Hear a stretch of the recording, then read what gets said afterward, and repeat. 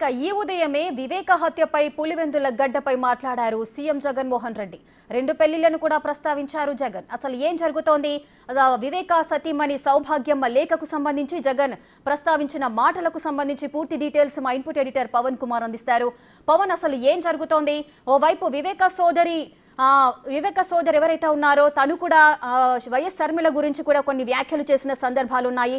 కొంగు పట్టుకొని అర్థించడము ఏమాత్రం కూడా కరెక్ట్ కాదు అంటూ కూడా ఆమె మాట్లాడారు. వివేక హత్యను మీరు కల్లారా చూసారా అంటూ కూడా కొన్ని ప్రశ్నలు సంధించారు వైఎస్ షర్మిలకు, సునీతకు. సో ఇప్పుడు చూసుకున్నట్లయితే వివేక సతీమణి సౌభాగ్యమ్మనేమో జగన్కు సంబంధించి జగన్కు ఒక లేఖ రాశారు. ఈ లేఖలో ఏమేమి ప్రస్తావించారు?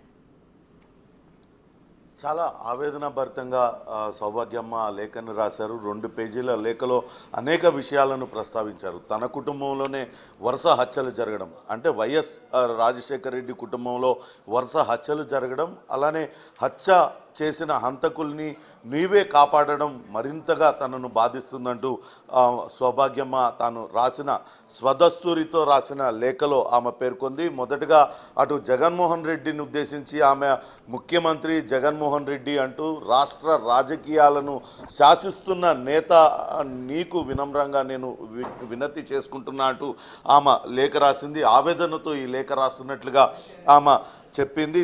అటు 2009లో వైఎస్ రాజశేఖర రెడ్డి దుర్మరణం పాలైనప్పుడు నువ్వెంత ఆవేదన చెందావో 2019లో అటు వివేకానందరెడ్డి హత్యకు గురి కావడంతో సునీత అంతే ఆవేదన చెందింది. కానీ ఆమె పట్ల మీరు ప్రవర్తిస్తున్న తీరు ఏమాత్రం బాలేదు.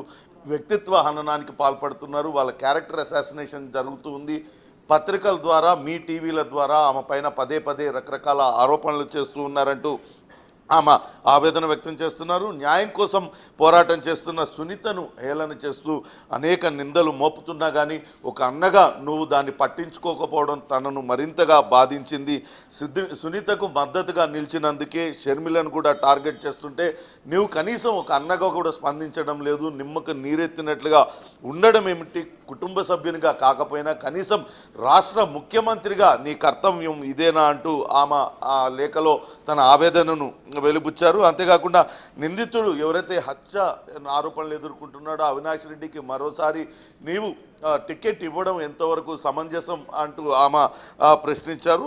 అయితే ఇప్పటికే నిందితుడు అటు నామినేషన్ దాఖలు చేసినందున చివరి ప్రయత్నంగా నీకు ఈ లేఖ రాస్తున్నానంటూ ఆమె 2 పేజీల లేఖను అటు జగన్మోహన్ రెడ్డిని ఉద్దేశించి ఆమె లేఖ రాసింది. ఇదంతా కూడా చాలా ఆవేదన భరితంగా ఆమె ఈ లేఖ రాసినట్లుగా అర్థమవుతుంది. ఇప్పటికే అటు సునీత పలు సందర్భాల్లో తన ఆవేదనను వ్యక్తం చేసింది. హత్యకు గురైన తన తండ్రికి న్యాయం జరగాలి, హంతకుల్ని జగన్మోహన్ రెడ్డి కాపాడుతున్నాడంటూ పలు ఆరోపణలు చేసింది.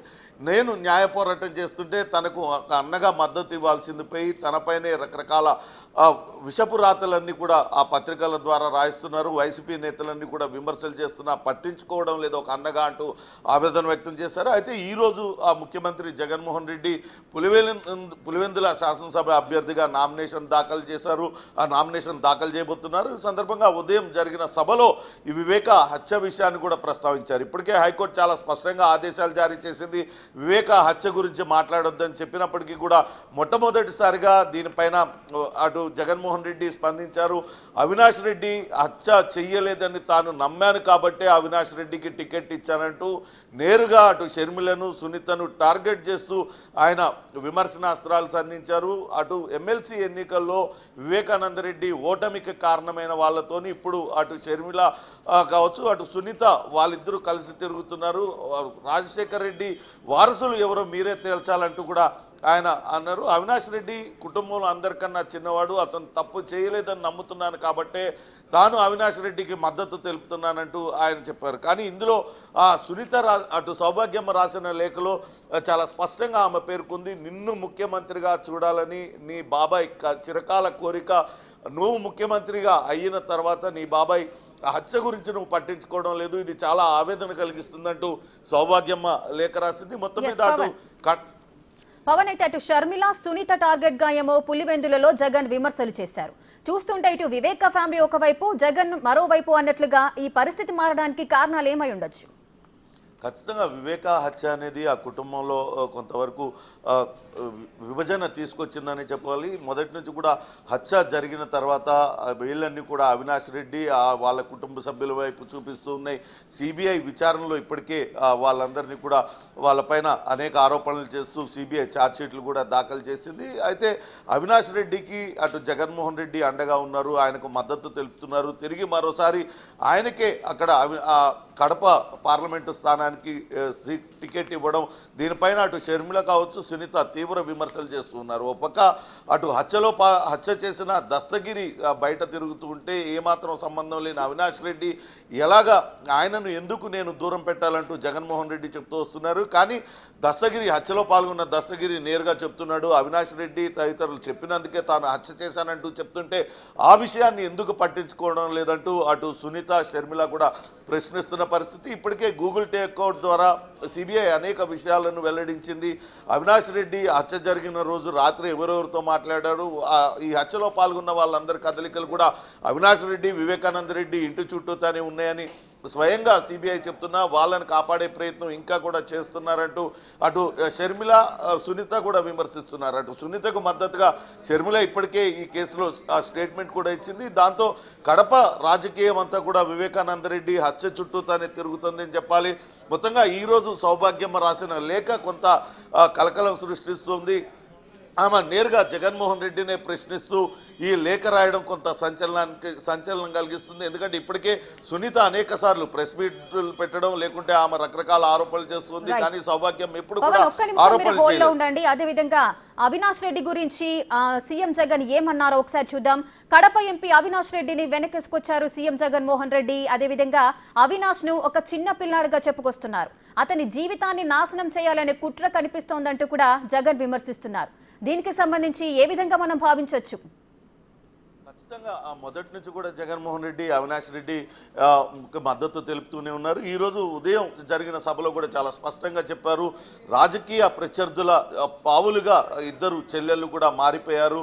వాళ్ళని వైఎస్ రాజశేఖర రెడ్డి వారసులుగా గుర్తిస్తారా, లేకుంటే నేను రాజశేఖర రెడ్డి వారసున్నా అంటూ ఆయన నేరుగా ప్రశ్నించారు. అసలు వాళ్ళు రాజశేఖర రెడ్డి వారసులే కారు, వైఎస్ వారసులే కారు అనే విమర్శను కూడా జగన్మోహన్ రెడ్డి చేశారు.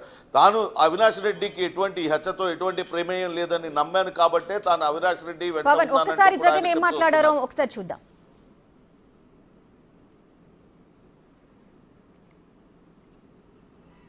ఎమ్మెల్సీ ఎన్నికల్లో ఓడించిన వారితోనే సంఖ్యాబలం లేకపోయినా కూడా ప్రలోభాలతో, అధికార బలంతో ఓడించిన వారితోనే ఈరోజు చట్టా పట్టాలు వేసుకొని తిరుగుతా ఉన్నారు అనంటే దానికి అర్థమేమిటి అని చెప్పి ఈ సందర్భంగా అడుగుతా ఉన్నా.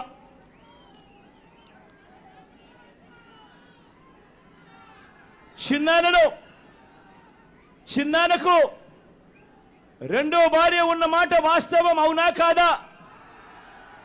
ఆ రెండో భార్యతో తనకు సంతానం ఉన్న మాట వాస్తవం అవునా కాదా? అవినాష్ అక్కడికి ఎవరు ఫోన్ చేస్తే వెళ్ళాడు వంటి అనేక ప్రశ్నలు అవినాష్ తన అనేక ఇంటర్వ్యూస్లో, తన ప్రెస్ కాన్ఫరెన్స్లో తాను లేవనెత్తిన ప్రశ్నలు సహేతుకమే కదా అని చెప్పి ఎవరైనా అవినాష్ వైపు ఎవరైనా మాట్లాడితే చాలు వెంటనే వారి మీద కూడా అడ్డగోలు ఆరోపణలు చేస్తూ కుట్ర రాజకీయాలు చేస్తూ ఉండడం ధర్మమేనా అని చెప్పి ఈ సందర్భంగా ప్రతి ఒక్కరిని కూడా అడుగుతా ఉన్నా. వైఎస్ అవినాష్ ఏ తప్పు చేయలేదని నేను బలంగా నమ్మాను కాబట్టే నేను అవినాష్కు టికెట్ ఇచ్చాను.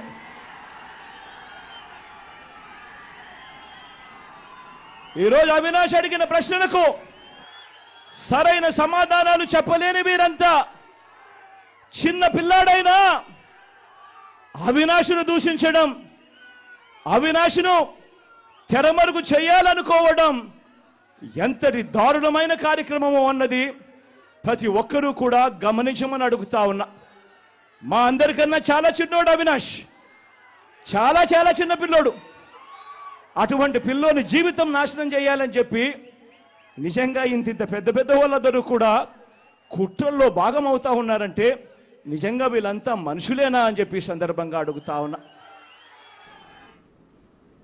రైట్.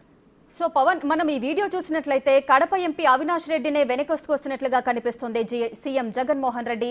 అసలు అవినాష్ రెడ్డిని నేను నమ్ముతున్నాను కాబట్టే ఆయనకు టికెట్ ఇవ్వడం జరిగింది అన్నారు. అంటే ఈ కేసు ఆల్రెడీ కోర్టులో ఉంది, ఇంకా తేలలేదు, జడ్జిమెంట్ కూడా రాలేదు. అలాంటప్పుడు ఆయన నమ్మడం వల్ల వచ్చే అసలు ఆయన ఎందుకు నమ్మాల్సి వచ్చింది? కోర్టు కదా డిసైడ్ చేసేది ఆయన నిర్దోషియా దోషియా అనే విషయాన్ని. ఆయన ఎందుకు ప్రస్తావించినట్లు?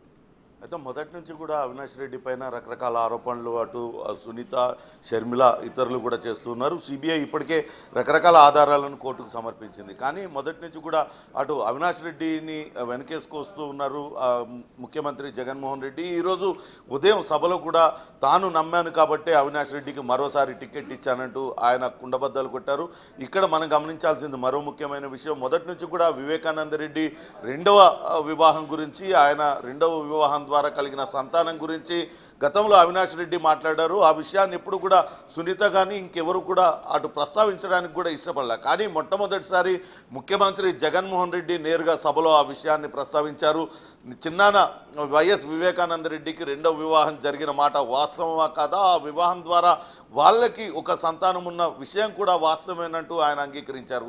దీంతో చూస్తే మొదటి నుంచి కూడా అటు అవినాష్ రెడ్డి కావచ్చు, జగన్మోహన్ రెడ్డి ఇతరులు కూడా రకరకాల ఆరోపణలు చేస్తూ ఉన్నారు. వివేకానంద రెడ్డి కుటుంబంలో అంతర్గతంగా ఈ వివాహం ద్వారా రెండవ వివాహం వల్ల కొంత ఇబ్బందులు తలెత్తాయి. దాని విషయంలో గొడవలు జరుగుతున్నాయి. అటు సునీత భర్త నర్రెడ్డి రాజశేఖర్ రెడ్డి లేకుండా ఆయన అన్న రకరకాలుగా వివేకానంద రెడ్డిని భయభ్రాంతులకు గురి చేశారు. వివేకానంద రెడ్డి తన భార్యకు రెండో భార్యకు కూడా సమానంగా ఆస్తి పంచివ్వాలనుకున్నాడు. కానీ ఆస్తి వివాదం జరుగుతుంది అనేది గతంలో వేరే వ్యక్తులు ఆరోపణలు చేశారు. కానీ మొట్టమొదటిసారిగా జగన్మోహన్ రెడ్డి ఆ విషయాన్ని నేరుగా ఒక బహిరంగ సభలో ప్రస్తావించడం ఇదే మొదటిసారి. అంటే ఖచ్చితంగా కుటుంబంలో జరుగుతున్న తగాదాల వల్లనో లేకుంటే కుటుంబంలో జరుగుతున్న ఇతర విషయాలపైన జరుగుతున్న గొడవల వల్లనే వివేకానంద రెడ్డి హత్య జరిగింది. కానీ ఎట్టి పరిస్థితుల్లో ఇది అవినాష్ రెడ్డి కుటుంబం చేసిన హత్య కాదు అని చెప్పడం కోసమే జగన్మోహన్ రెడ్డి ఆ రెండో వివాహ విషయాన్ని ప్రస్తావించారనే మనం భావించాల్సి ఉంటుంది. మొత్తం మీద అటు కడపలో వివేకానంద రెడ్డి హత్య కీలకమైన రోల్ అయితే పోషిస్తుంది ఎన్నికల్లో. అటు సౌభాగ్యమ్మ రాసిన లేఖ ఒక పక్క ఆవేదన భరితంగా ఆమె లేఖ రాసింది.